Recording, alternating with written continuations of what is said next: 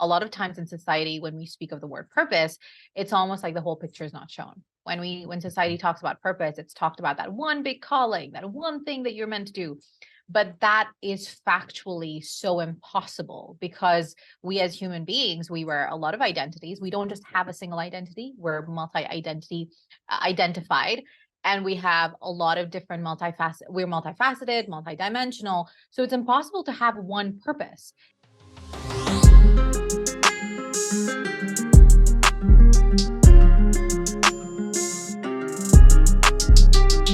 Hey everyone, I'd like to welcome you to another episode of the Brand Power Analysis. Today I have on Swey, an intuitive vision and brand architect. And I'm so excited to have this conversation with you, Zach. I'm excited to have this conversation with you as well. Why don't you explain a little bit your title, visual architect? Is that what you said? An intuitive vision and brand architect. Yes. Intuitive. Beautiful. Yeah. Yeah. So I am an intuitive vision and brand architect, like I mentioned before, and I'm also a multi-potentialite entrepreneur with 6 different businesses. And what that really means in a nutshell is that I'm incredibly passionate about activating power-packful, revolutionary, iconic brands for multi-potentialites like myself, who do not believe in the niche down system or in being in a container of XYZ labels. So that's something that I'm incredibly passionate about, me being a multi-potentialite myself. And for me, when I speak of my title as an intuitive vision and brand architect, I'm really all about connecting the multi-purposeness of an individual and translating that in their brand so they can actually go ahead and pursue the different things that light them up without compromising with their financial freedom. So that's me in a nutshell. Now, that was a beautiful way to put it, and I think we have a lot to talk about to dive into that whole statement there. But can you give a little bit of idea on how you, let's just say a brand or a business owner or someone came to you to ask for your help? What would you kind of go through some of those processes that you would go through up front to kind of help them find that happiness in that all the endeavors that they're taking? Oh, yes. So very recently, just 2 days ago, I onboarded a new client, and she's, again, one of my dream clients. I love speaking to the multi-passionate who wants to actually express their creative expressions. So she came in, and her big vision is to create a brand that has multiple different streams that are also full-blown businesses with different business models. And that's kind of my specialty. And what I see is I like to tap into their vision. So I call this a vision crafting space where I really tap into their vision. My background is as a cognitive behavioral psychologist and a 7th-generation bloodline oracle. So kind of take both of them and tap into their energetics to really see what is the main purpose of the multi-purposeness that they want to bring forth. And then we kind of dive into the human design, what I call the combinational charts. Again, this is my unique approach. I combine numerology, Vedic astrology, human design, and gene keys. And this kind of fleshes out the strategy of how their purpose wants to be manifested. And these kind of have the main moving pieces of how does the psyche work? Then how does the psyche match with the energetics? How do we create that frequency, not just on an individual basis, but on a whole ass brand that translates that in the, marketing spaces, the sales spaces, the communication spaces, the different spaces that the brand actually needs to show up so that there's alignment, not only internally for the visionary behind the brand, but also everyone that's receiving the brand on the outside. So that's the main process that I go through. Yeah. No, that sounds very it sounds very enlightening. It sounds like you go through a spiritual kind of journey with all of your clients. It's very intimate, very intimate. But also, I'm someone who has 6 different businesses. So I'm kind of really bringing in my own personal entrepreneurial journey in terms of the non-cookie cutter approach. I'm a very anti-niche, anti-traditional brand strategist. So when I look at these energetics and the psychology behind it, what I am really passionate about is making that work for the specific person, the visionary that's here to do. A lot of times that the clients that come to me, They're really tired. They have something that I call the traditional brand fatigue or traditional brand strategy fatigue. They come in and they're really exhausted of trying these methods that has brought them immense amount of success. So most of my clients are really high end. They have six-figure, seven-figure businesses. But there is this fatigue around the fact that things are not working in the frequency that they'd like to. So there's more time that's being taken up, or they're not being visible and not being seen for whatever they're trying to do. Let's say they launched a new business and they already have two other businesses. They're feeling a little lost because the communication is not happening with their audience, with their community. There's this difference in transition from like, hey, I've got all these two different businesses, they're doing well. Now I have to launch this third business and it's not making sense to my community. It's not making sense because the audience, the community isn't prepped to receive the brand that way. That's where the main frequency, where I call the frequency mess is happening. So yeah, it is a very intimate experience that I bring because I'm not just focusing on cookie cutter strategies. I'm focusing on creating a space where my clients feel safe enough to express themselves and actually allow their community to go on that journey with them. Yeah. No, that's crazy. And you also own six businesses, so you've kind of went through this. And me owning a multi six-figure business myself, there comes and being a visionary myself, I've seen firsthand. And I think that I really try to push when I'm talking and bringing in my ideal client. Hey, like these pain points exist, like the burnout exists, the things, and so many people, you see the business from the outside go, oh, like it looks so clean and structured. And then, the business owners in here, like waking up at 4 a.m, like, oh man, this needs to be done by this time. And this person's not communicating correctly, or this person's not doing this. And I think that with what you said, it's something that I'm really trying to preach, which is, I think that a lot of people that grow to that next stage in business, they lose their values. They lose, and it's not their fault. It's this whole concept of you're evolving as a person, but also it's very easy as you continue to grow to start losing. Oh, I'm gonna overserve here, or I'm gonna just let this client in because I think that we need the money, because right now we're not a multi-million-dollar business. We can't just tell clients to go bye-bye all the time, and then they get to a point where, they're lost. They lost their why, they're burnt out, they don't know their purpose. And if I have to hear someone come to me and say again, like, well, where do you see yourself in 5 years? Like, I don't know. Like, I don't know where I see myself, and I think, as you said, you have a child, I have two, and one on the way. There are certain things in life that certain people can't understand, and but I'm getting off topic here a little bit. No, I'm not really getting off topic, but no, I actually love what you shared because first of all, I resonate so much with the whole ideology behind purpose. One of the things that I love talking about is, and this is something that has made me a thought leader in my own multipotentialite field, is that I look at the word purpose and really deconstruct it. A lot of times in society, when we speak of the word purpose, it's almost like the whole picture is not shown. When society talks about purpose, it's talked about that one big calling, that one thing that you're meant to do. But that is factually so impossible because we as human beings, we wear a lot of identities. We don't just have a single identity. We're multi-identity identified. And we have a lot of different we're multifaceted, multidimensional. So it's impossible to have one purpose.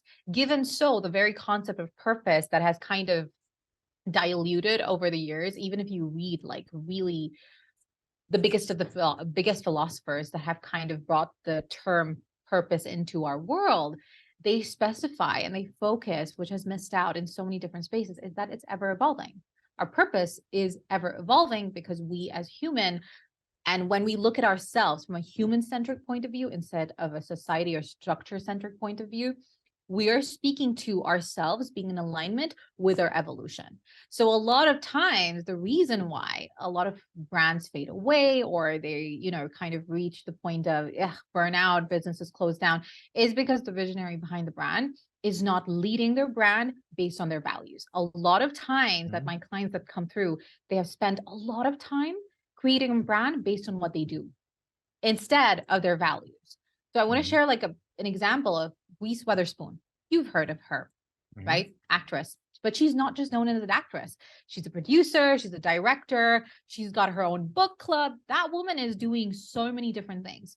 But when someone wants to work with her, they're not coming to her. They're not approaching her from the perspective of, oh, we want to work with you because we know you do XYZ. No, they're approaching her based on the fact that we have heard that these are your values, or this is something that you really care about. And, this is in alignment with us. And that's what I'm incredibly passionate about, because I truly believe that every single one of us on this walking earth is multi-potentialite. That means we have multiple streams of potential within us. And so when we think about a visionary creating a brand or evolving a brand, not one single brand out there in today's world is of one purpose. And to be very honest, today in today's world, you cannot sell anything to anyone based on one purpose. A while ago, when we used to sell phones, right? It was sold on one purpose. And today, nobody, not you, not I, nobody is going to buy a phone based on one purpose, which is calling. If it does not have multiple different functions, if it does not serve multi-purposeness to it, it's not going to last. So every single big brand out there, or brands that are making actual impact directly or indirectly, they have cultivated a brand that is fully foundational on the core values of the brand. What do they really care about? What do they stand for? And so when you start, thinking of a brand from the lenses of that, and then build a strategy based around that concept and philosophy, it's more sustainable, because the new luxury of today is accessibility, inclusivity, sustainability.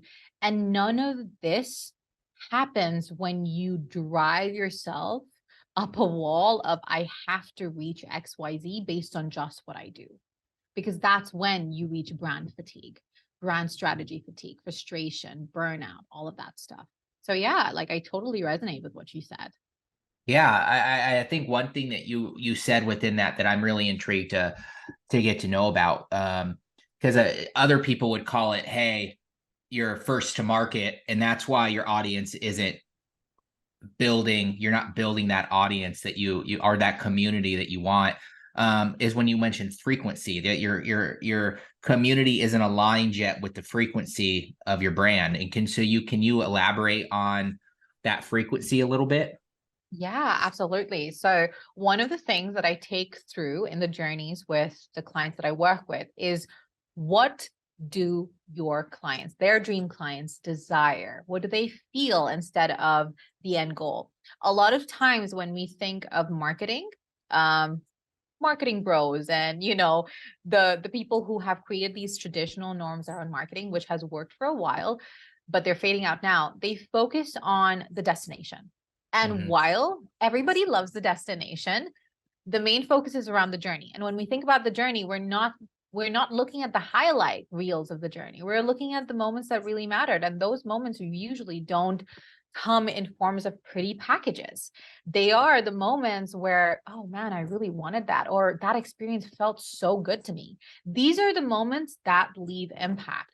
So when I'm working with my clients, I really ask them to go like, if you're going to be having a community and audience come towards you and you want them to be on the same frequency as yourself, you need to be prepared to invite people into your community or speak to the community based on the journey that they're on. And when I speak about this journey, the frequencies that they're on is, what do they desire? What are those emotions that they feel? What do they care about? What are their own values and belief systems? Because that's something you can speak to. For example, with my own brand, my brand is Sway, but I've got 6 different businesses that literally function to this. And each of those businesses have different business models. But whenever I walk into a room, people know me as Jill of all trades, master of most, yet they know that, oh, we can go to her because there's this alignment and value. This is a space that she can speak to, or this is a journey she resonates with. There are those human centric main points that allow us to have an easeful conversation.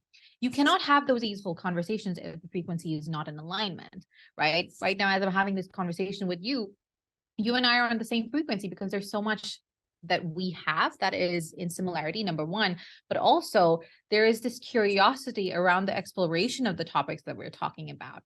And most brands forget about those little moments in their journey, in their client's journey to speak to.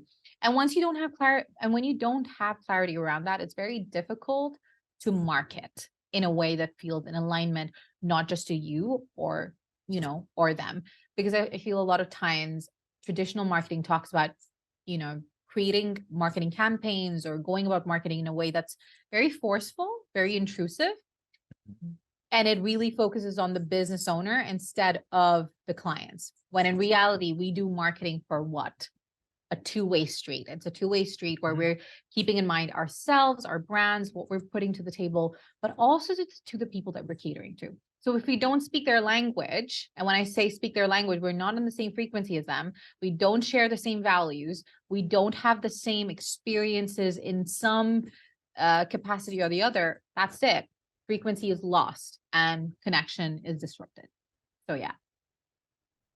That's beautiful. I think that in short, you're, you know, because you're right. I think that going off of the outcome, I mean, marketing companies in general, because, you know, we do marketing too, but, you know, one thing that I've tended to see a trend of, and this is actually going to be something that I speak on in my TED Talk, is I hate marketing, you know, and it's like I grew this business. I hate marketing, but it's not that I hate marketing. I hate the fact of how it's become so transactional. Everyone's looking towards, hey, how much does this cost? Or how do we do this? Or how do we do that?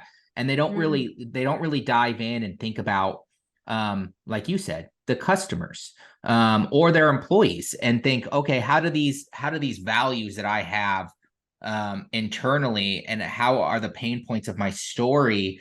People want to see that stuff. People love to see, I mean, because like everyone says, failures are an indicator of true success. Going through those failures and being able to enjoy the journey and find those failures. And it's so hard today in today's market because everyone's striving to reach that million, that 10 million, that 20 million, that they lose sight of the fact of, hey, you need to enjoy the game and you need to enjoy getting there.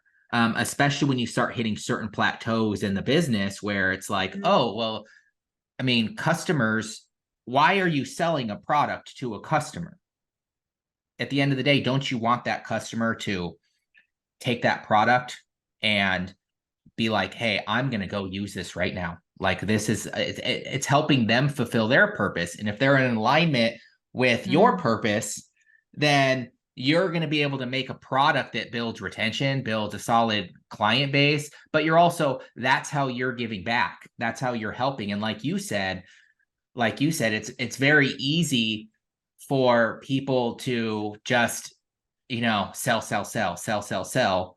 They lose sight of, hey, no, this product is supposed to be for my customer to help them. And that's how companies are going to start building a community, you know, is by thinking about the customer, employees. I can state on two hands right now the amount of employees I hired and then they left because they did not match. I could state right off the bat, like they didn't match, you know, one of our values, you know, and that right there, I was like, that's why they didn't work out. And that's why when we go through hiring, now I focus solely on, you know, questions around our values and what I value, because those are the people. They may not be the greatest at the position yet. They may not be the best. They may not be the worst, but they can learn if they match our values and they follow a similar purpose, you know?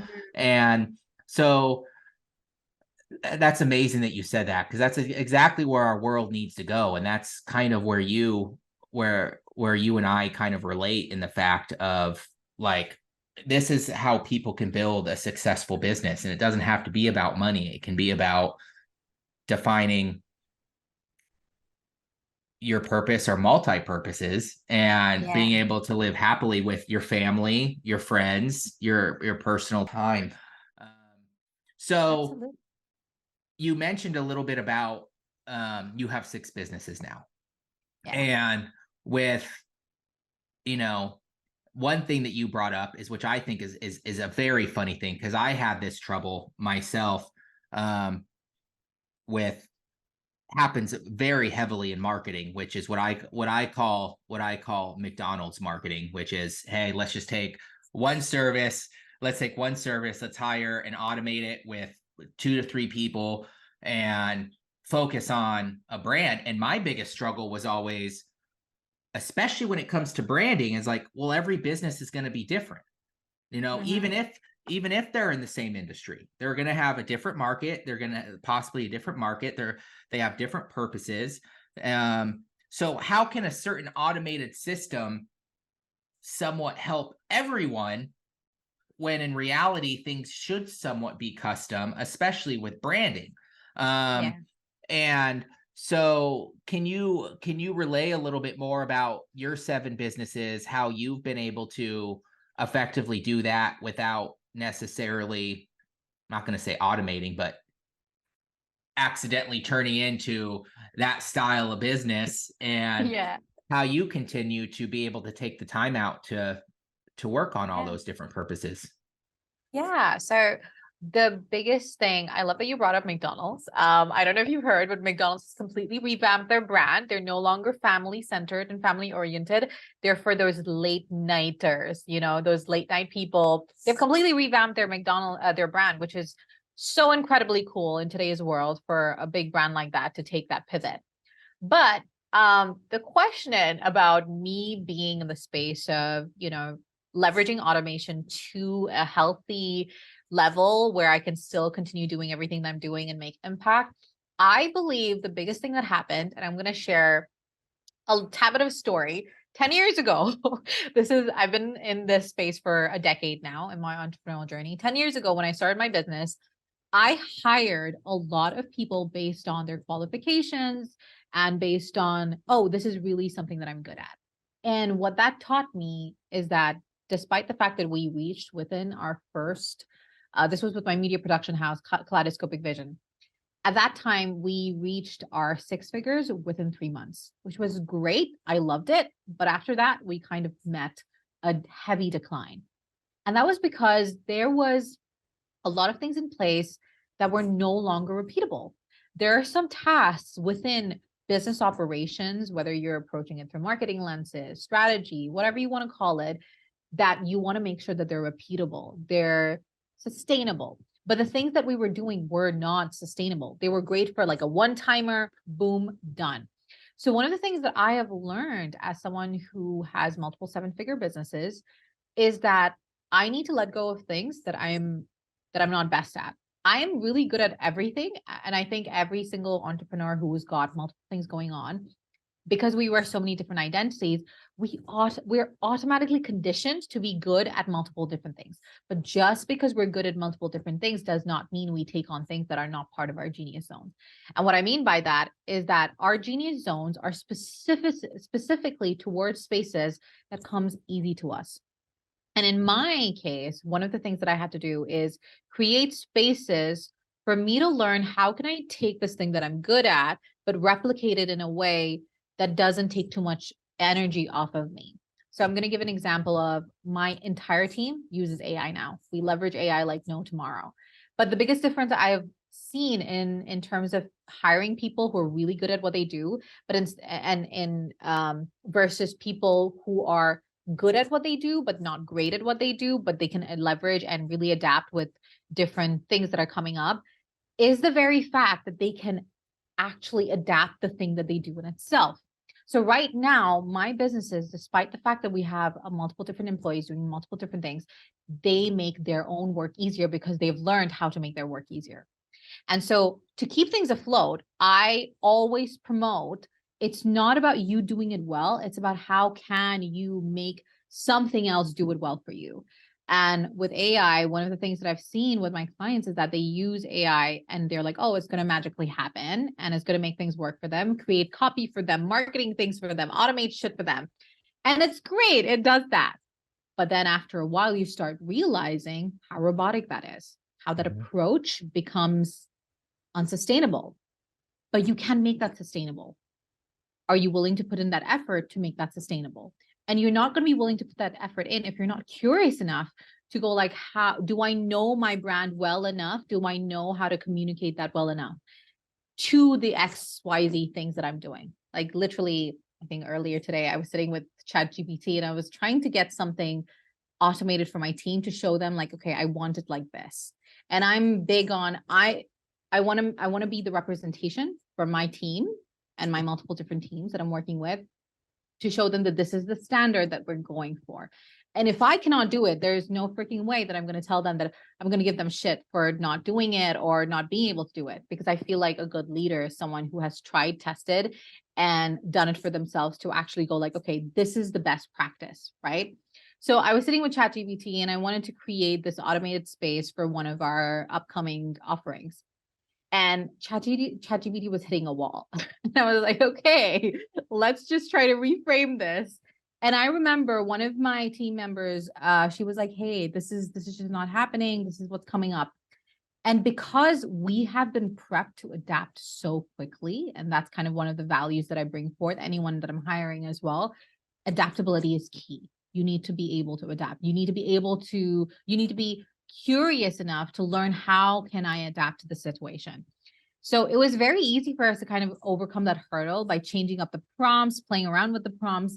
And then finally ChatGPT was like, oh, okay, I got it. I know what you're talking about.